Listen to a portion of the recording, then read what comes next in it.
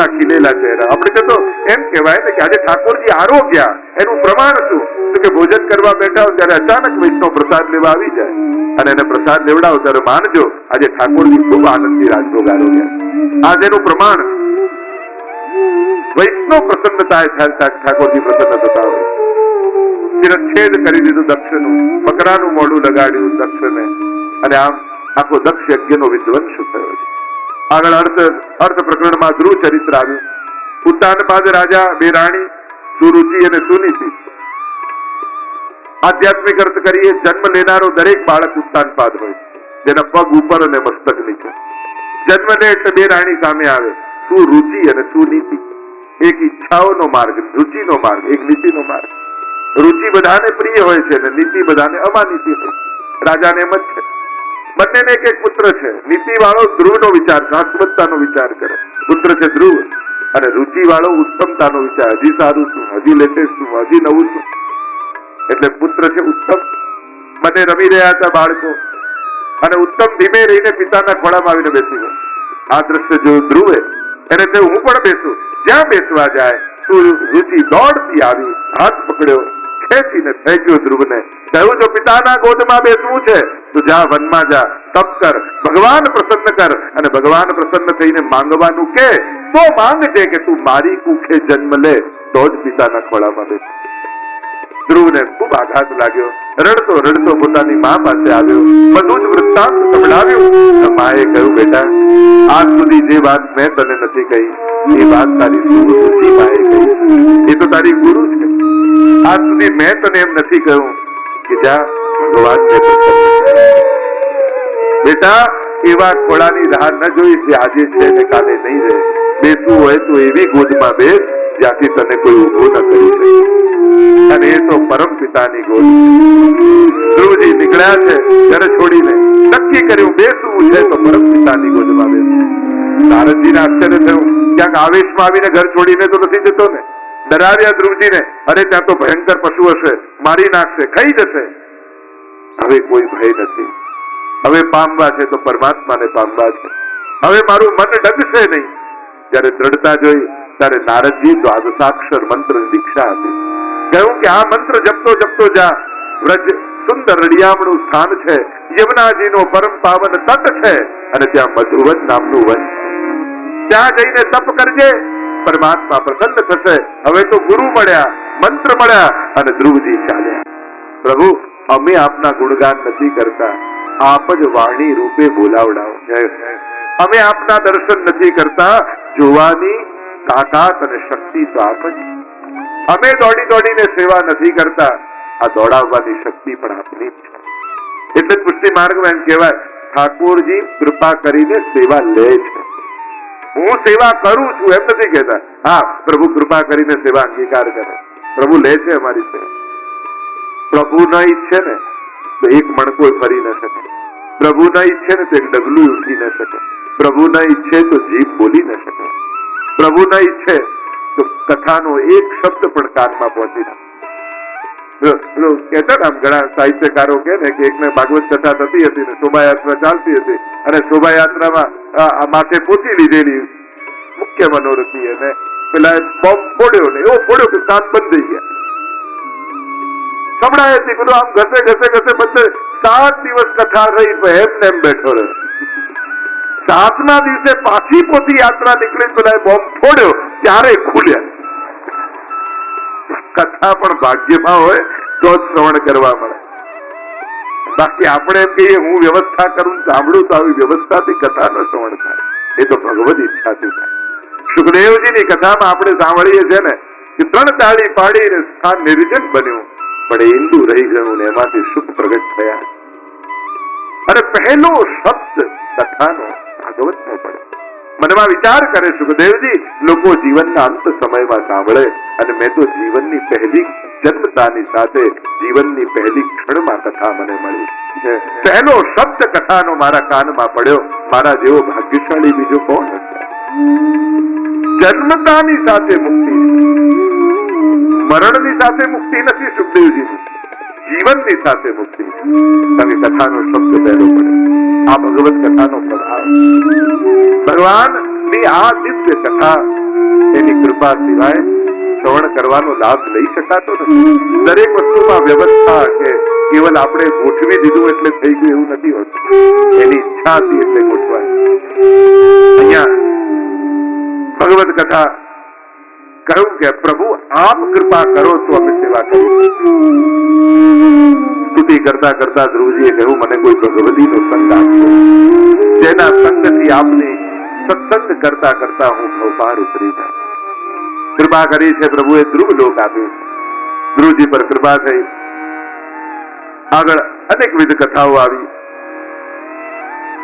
જ્યારે ધ્રુવજી તપ કરવા ગયા, ગંગાજી અવાજ કરીને વહેતા હતા અને ત્યાંથી શાંત થઈને વહ્યા. મૃત્યુના માથે પગ મૂકીને ધ્રુવલોક પ્રાપ્ત થયું છે. ધ્રુવજીના અંગ થયા, અંગના વેન થયા. વેન બહુ નાસ્તિક થયા. પ્રજા એમને માર્યા, બાહુનું મંથન કર્યું અને એમાંથી બોલીએ પૃથુ ભગવાન. પૃથુ ભગવાનનું પ્રાગટ્ય કહેવાય છે કે પૃથ્વી શબ્દ પૃથુ રાજા પરથી આવે, કારણ કે આ સમસ્ત માનવ જાતિને સુવ્યવસ્થિત કરવાનું કાર્ય પૃથુ રાજાએ કર્યું. ગમે ત્યાં રહેતા હતા, એમને નગર રચના, ગામની રચના એમને બનાવી. ખેતી કેમ કરવી, અનાજ કેમ પકવવું એ પૃથુ ભગવાને શીખવાડ્યું. ખદાનોમાંથી ખનીજો કેમ કાઢવા એ પૃથુ ભગવાને શીખવાડ્યું. આખી માનવ જાતિને સુવ્યવસ્થિત કરવાનો શ્રેય પૃથુ રાજાને જાય. શ્રેષ્ઠ રાજા થયા. સમય થયો, રાજપાટ ત્યાગી અને વનમાં જઈને તપ કર્યું છે. તપ કરીને પ્રભુ પ્રસન્ન થયા. માંગવાનું કહ્યું તો કહ્યું મને 10,000 કાન આપો. આપની કથા એવી અનંત છે કે આ 2 કાનથી સાંભળું છું તો તૃપ્તિ થતી નથી. મારા રૂવાડે રૂવાડે કર્ણેન્દ્રિયો લાગી જાય, જેથી આપની કથાના હું રસપાન કરી શકું. એમ પણ જયારે દર્શન કરતા હોઈએ ને ઠાકોરજીના, એવો ભાવ રાખો મારા રોમ રોમમાં આંખો લાગી જાય તો શ્રીજીના દર્શન કરવાનો કેવો આનંદ આવે. એવો તાપ ભાવ કરો. કથા સાંભળો ત્યારે એમ કરો કે મારા રૂવાડે રૂવાડે કાન ઉગી જાય, તો પ્રભુની કથા સાંભળવાનો કેવો આનંદ આવે. પ્રભુના ગુણગાન કરતા હોય ત્યારે એવો ભાવ કરો મારા રોમ રોમમાં જીવવા લાગી જાય તો પ્રભુના ગુણગાન. તો કે સહસ્ર રસના ક્યો ન દઈ વિદા, ગુણ અપાર મુખ એક કહાનો ભરતી. કારણ કે આપના ગુણો તો અનંત છે અને જીવવા એક છે. એક ચમચીથી આખું મહાસાગર ઉલેચવાની વાત આવે તો કેમ કરીને ઉલેચી શકાય, એમ આપ તો ગુણોના સાગર છો અને મારી પાસે એક જીવવા છે, કેમ આપના ગુણગાન કરી શકું. હું અસમર્થ છું, આપ સર્વ સમર્થ છો. આમ પૃથુ રાજાએ યાચના કરી છે. આગળ પ્રચિતાખ્યાન પુરુષનાખ્યાન આવ્યું. ચતુર્થ સ્કંદને વિરામ કરીએ. બોલો ગોવર્ધન ભાગવત ભગવાન કી જય. પંચમ સ્કંદ સ્થાન લીલા, વૈકુંઠ વિજય સ્થિતિ એ મહાપ્રભુજીએ કહ્યું. શ્રીવત્ના રાજ્યનું વર્ણન આવ્યું. નાભિરાના રાજાના યજ્ઞમાં બોલો ઋષભદેવ ભગવાન કી જય. આ જૈનોના આદિનાથ છે, આદિ તીર્થંકર છે. સુંદર ઉપદેશ કર્યો છે પોતાના પુત્રોને. દાવાનળમાં ઉદ્ધાર થયો. કહ્યું પોતાના પુત્રોને ભેગા કરીને કે બેટા ભોગ ભોગવવા માટે 83,99,999 યોનિઓ છે. ભક્તિ કરવા માટે એક જ યોનિ મળી છે, એ છે આ માનવ દેહ. અને આ વારે ઘડીએ નહીં મળે. આ એક મોકો છે, એક અવસર. બાકી બધામાં તો કરેલા કર્મો ભોગવવાના, એટલે ભોગ યોનિ કહેવાય. એક માનવ યોનિ એવી છે જેમાં ભગવાનની ભક્તિ થઈ શકે, પુણ્ય સંચય થઈ શકે, મુક્તિનો માર્ગ આનાથી ઉદ્ઘાટિત થઈ શકે. બાકી બધા દેહ છે, જીભ બધા પાસે છે. પોપટ પણ રામ બોલે છે, પણ એ રામના કાન સુધી પહોંચતું નથી. માણસને એવી જીભ મળી છે કે રામ બોલે ને તો રામ સાંભળે, કૃષ્ણ બોલે તો કૃષ્ણ સાંભળે. એવી જીવવા મળી. કાન બધાને મળે. કોઈ પક્ષી ઉડતું ઉડતું અહીંયા આવી બેસી જાય તો એના કાનમાં શબ્દો પડી શકે, પણ એનાથી એના પર કૃપા નથી થતી, એનો ઉદ્ધાર નથી થતો. માણસ પાસે એવા કાન છે કે કેવલ કાનથી કથા સાંભળે ને તો જન્મરણના ચક્કરથી છૂટી શકે. અરે વિચાર કરો ને, માનવ યોનિ સિવાય એવી કઈ યોનિ કે જેથી તમે આ હોલમાં બેસી શકો. અત્યારે તમે આ હોલમાં બેઠા છો એનું એક મુખ્ય કારણ બતાવું, અને તમે માણસ છો એટલા માટે. અરે ગાય પણ હોત ને તો યો કઈ લોકો બહાર કાઢ નાખે. ચલો તમે ગાયને ઉત્તમ યોનિ માનો છો, ગાય પણ બન્યા હોત તો તમને અહીંયા કોઈ હોલમાં આવવા દે? માણસ સિવાય તમે શું હોત તો તમે અહીંયા આવી શકો? કોઈ ઘૂસવાની વ્યવસ્થા? આપણે તો બારી બાર કોઈ પક્ષી ઘૂસી ના જાય, કોઈ જીવ જંતુ ના આવી જાય, એના માટે જાળી નાખી રાખી. માણસ છો એટલે અહીંયા છો. અને એક વસ્તુ યાદ રાખજો, આ માનવ દેહ વારે ઘડીએ મળે એવા ખોટા ભરોસે રહેતા તમારે પાછો નથી આવે. પછી કરીશ, શાંતિથી કરીશ, ના પરણી જાય પછી કરીશ, ને આ થઈ ગયા પછી. અરે કોણ જાણે કેવો સમય આવવાનો. આ બધું મનમાં રહી જાય અને કાંઈ પૂરું ન થાય. જે કરવું છે કરી જ દેવા. બહુ ભવિષ્યના લાંબા પ્લાનિંગ કરો, કોણ જાણે સમય ક્યારે કેવી કરવટ લે, કેવો મોડ લે, કોઈને ખબર નથી. જે મનમાં સંકલ્પો હોય પૂરા કરતા જાય. અને એમાં પણ લૌકિક કાર્યોના ભવિષ્યના પ્લાનિંગ કરો તો ચાલે, અલૌકિક કાર્યોને બહુ ટાળવાનું. એ તો મનમાં વિચાર આવ્યો એટલે કરી જ લેવાનું. કારણ કે વિચાર ઠાકોરજી પ્રભુને બધી ખબર છે, આપણે જાણતા. કાલની આપણને ખબર નથી, પણ કાલની ઠાકોરજીને ખબર છે, એટલે આજે વિચાર આપ્યો. કારણ કે કાલનું એ જાણે, આજે એને આપ્યું એટલે આજની ઘડી તે રડી આપ્યું. આપણે કહે તો આજનો લાવો લીધીએ, આજની વાત છે. અને આજે જે જીતી લીધા, આજે જે કરી લીધું. એટલે પેલા તુલદાસની વાર્તામાં આવે ને કે પેલા દર્શન કરવા માટે પેલા વણિકને કહેવા આવે દુકાનદારને કે ચાલ દર્શન, કે પછી આવીશ, કાલે આવીશ. એને પદ લખ્યું, આજ કામ, કાલ કામ, પરસો કામ કરનો, પાસે કામ હી મેં મર. આ કરીશ ને પછી કરીશ ને ફરી કરીશ, કોણ જાણે. સારી તકો મળી હોય તો ઝડપી લે, સારા અવસર મળ્યા હોય તો ઝડપી લે. ઋષભદેવજીએ સુંદર ઉપદેશ પુત્રોને આપ્યા છે, નવ યોગેશ્વર થયા છે. આગળ ભરતજીનું ચરિત્ર આવ્યું. રાજપાટ ઉત્તમ રીતે કરીને વનમાં ગયા, નદી પાસે કુટિયા બનાવીને રહે છે. હરિ હરિ હરિ હરિ નામનો જાપ કરે છે. એક વાર નદીમાં સ્નાન કરતા હતા, અજલી ભરવા ગયા અને એક હરણનું બચ્ચું તણાતું અને રાજાના હાથમાં આવ્યું. જોયું તો નવજાત બચ્ચું હમણાં જ જતું લાગે છે. એની માં ક્યાંક તણાઈ ગઈ લાગે છે. કિનારે લઈને આવ્યા, કુમળું ઘાસ તોડીને લાવ્યા, હરણના બચ્ચાને ખવડાવવા લાગ્યા. દયા બહુ સારી વાત, પણ દયા ક્યારે મોહ બની ગઈ ખબર ન પડી. ભુવાની રક્ષા કરી અને પછી વનમાં છોડી દેવું જોઈએ. પણ એને તો થયું હવે હું નહીં સાચવું તો આ જીવશે જ નહીં. જાણે આજ આના ભાગ્ય વિધાતા ન હોય, જાણે આને કારણે દુનિયાભરના હરણા ના જીવતા હોય. આપણે હું નહીં કરું તો કોણ કરશે, હું નહીં રહું ત્યારે ખબર પડશે કેમ ચાલે. ભગવાને આ દુનિયામાં કોઈને એટલું મહત્વનું બનાવ્યું જ નથી જેથી એના વગર દુનિયાના કામ રોકાય. પ્રભુએ કોઈને મહત્વના નથી. આપણે પાણી ભરેલું હોય આંગળી નાખીએ કેવો ખાડો પડી ગયો, પણ આંગળી કાઢીને જોજો ક્યારે ખાડો ભરાઈ જશે ખબર નહીં પડે. આ દુનિયા પણ એવી જ છે, ક્યાંય કોઈનાથી કાંઈ રોકાતું નથી. અહીંયા ભરતજીને એમ થયું કે હું નહીં સાચું તો મરી જશે. એટલે હવે હરી હરી ઘટી ગયું ને હરણ હરણ હરણ હરણ થવા લાગ્યું. મને એનામાં રહેવા લાગ્યું. અને અમે તો કહીએ ને કે આપણે માળા કરવા બેઠા હોય ને મોબાઈલ ની ઘંટડી વાગે, સમજો હરણ કૂદ્યું. આપણે સેવા કરવા બેઠા ડોરબેલ વાગે, માનજો હરણ કૂદ્યું. આ તો બધાના જીવનમાં કૂદે. હરી ભૂલાઈ ગયા અને હરણમાં મન દઈ ગયું. અને હવે તો હરણ ને જોતા રહે, માળાના 4 મણકા ફેરવે ને ક્યાંક દૂરતો નથી ગયું, ક્યાંક દૂરતો નથી ગયું. એક વાર એને પોતાના સ્વજનોને જોયા ને હરણનું બચ્ચું તો દોડી ગયું અને રાજાનું મન હરણમાં રહી ગયું. વિચાર કરો, આખું રાજપાટ છોડીને જંગલમાં આવ્યા અને જંગલમાં મન હરણમાં જતું રહ્યું.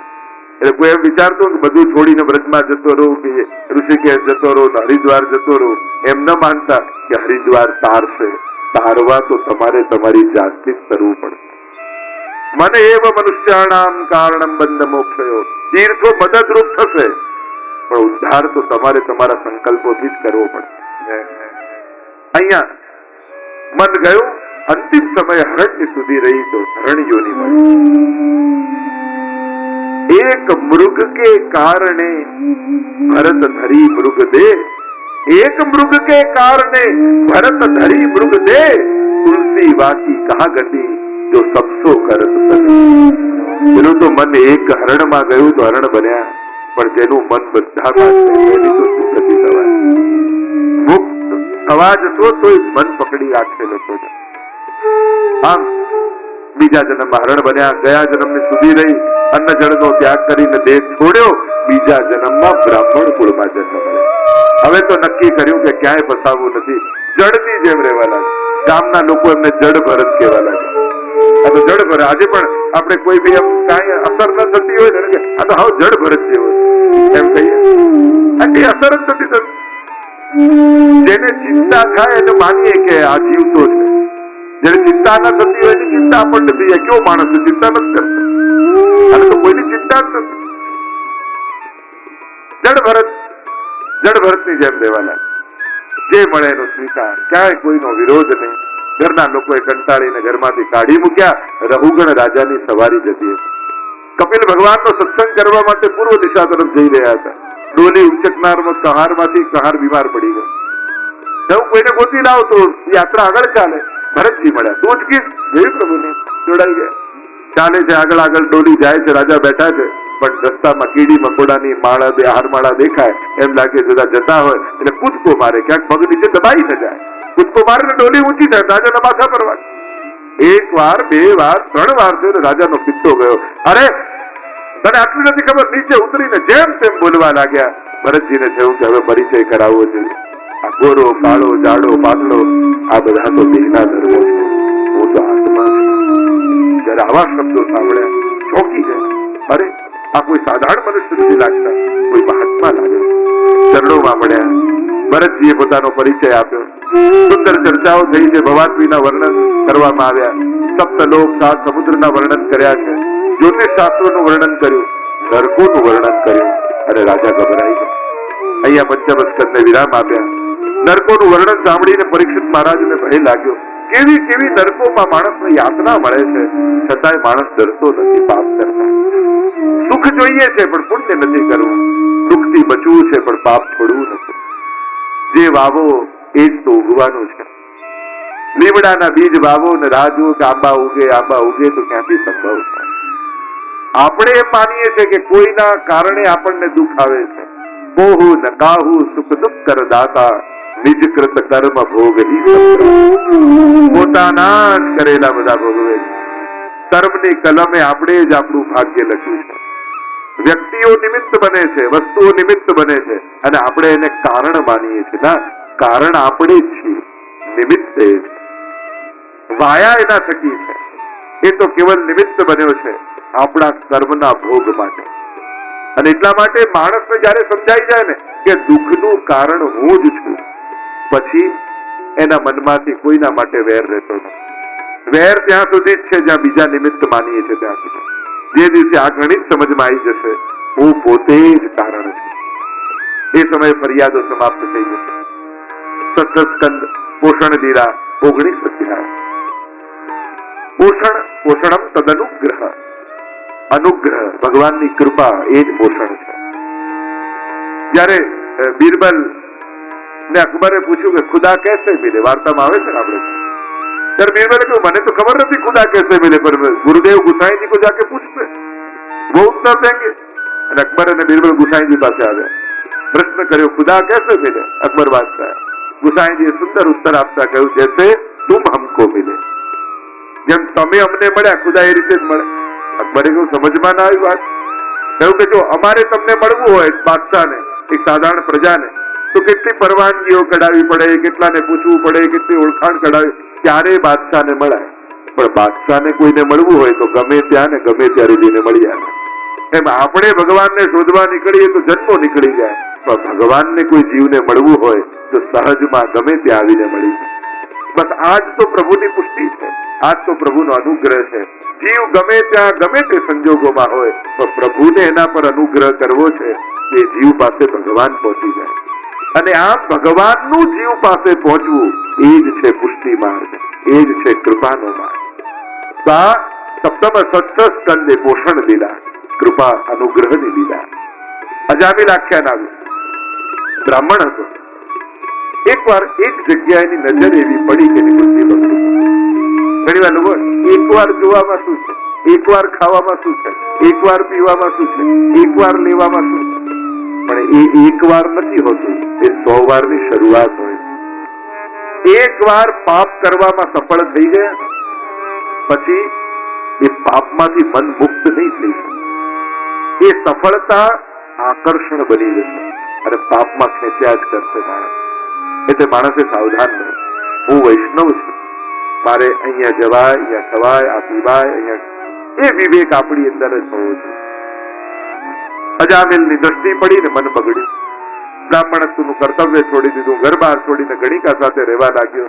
અને એકવાર એ ગામમાં મહાપુરુષો આવ્યા. કોઈ મજાક કરીને કહ્યું, આ અજામિલ બહુ આદર્શ બ્રાહ્મણ છે, ત્યાં તમને પવિત્ર ભોજન મળશે. ભોજન કરવા આવ્યા. અજામિલ બહાર ગયો હતો, ગણિકા હતી, ગર્ભવતી હતી. ભોજન આદિ કરાવ્યું. મહાપુરુષોને થયું કે આના ઘરનું અન્ન ખાધું છે, એટલે આના પર કૃપા કરવી છે. મહાપુરુષો જેના ઘરના કણિકાનો પણ સ્વીકાર કરે છે, એના ઘરનું સમસ્ત પાપ નિર્મૂલ થઈ જાય. આપણે ત્યાં પધરાવણીનો પણ એક ભાવ છે કે મહાપુરુષોના ચરણારવિંદ એ પ્રગટ તીર્થ છે, તીર્થ છે. આપણે આપણી જાતને તો તીર્થમાં નિષ્પાપ કરીને આવીએ છીએ, પણ આપણા ઘરને નિષ્પાપ કેમ કરવું? તો કે મહાપુરુષોની પધરાવણી થાય ને તો આપણા ઘરમાં તો બધા જ પાપો નિર્મૂલ બની જતા હોય. એમની ચરણ રજ તીર્થ રૂપા છે, એમ શાસ્ત્રો કહે. અને એટલા માટે આપણે ત્યાં મહાપુરુષો આચાર્યોની પધરાવણી કરતા હોય. મહાપુરુષોને જેવું આના ઘરનું અન્ન લીધું છે